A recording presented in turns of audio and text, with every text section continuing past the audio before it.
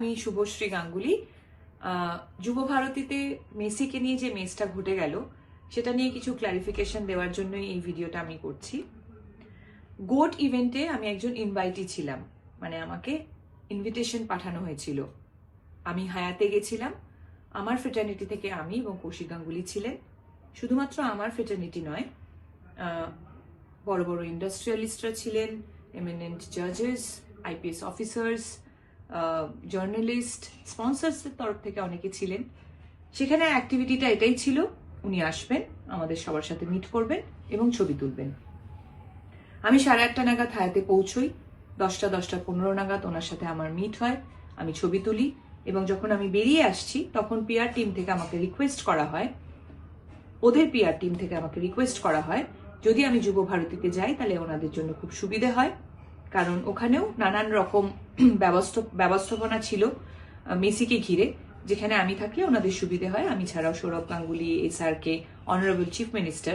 হ্যাঁ, আর একটা কথা বলে দিই, যেহেতু এই প্রশ্নটা উঠছে যে আমাদের ইন্ডাস্ট্রি থেকে আমাকেই কেন ডাকা হয়েছে, এটার উত্তর ওদের পিআর টিম বেশি ভালো দিতে পারবে যে আমাকে কেন ইনভাইট করা হয়েছিল।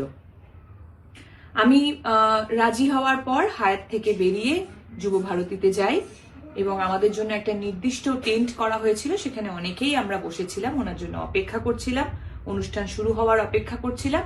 ইন বিটুইন আমার পিআর টিম থেকে ইনস্টাগ্রামে ফটোগুলো পোস্ট করা হয়। আমরা রিয়েলাইজ করিনি ঠিক সেই সময় ছবি পোস্ট হয়নি, তার কারণ ওখানে জ্যামার লাগানো ছিল।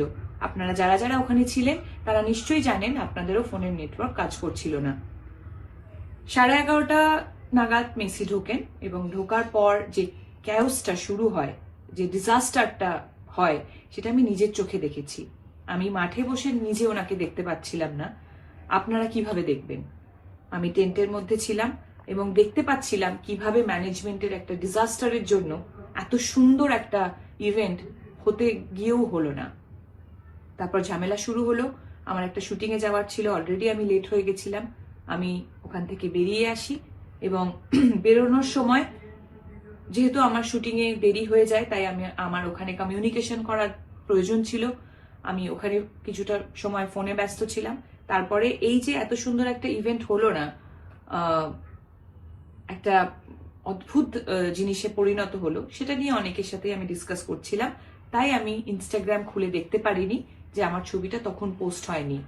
আমি বানতলায় পৌঁছই, আমার শুটিংয়ে দেরি হওয়ার কারণে আমি ইমিডিয়েটলি মেকআপ ভ্যানে চলে যাই মেকআপ করতে। মেকআপ করার পর আমি শট দিতে চলে যাই। অনেক ক্ষণ পর আমি রিয়েলাইজ করি যে ঘটনাটা আমি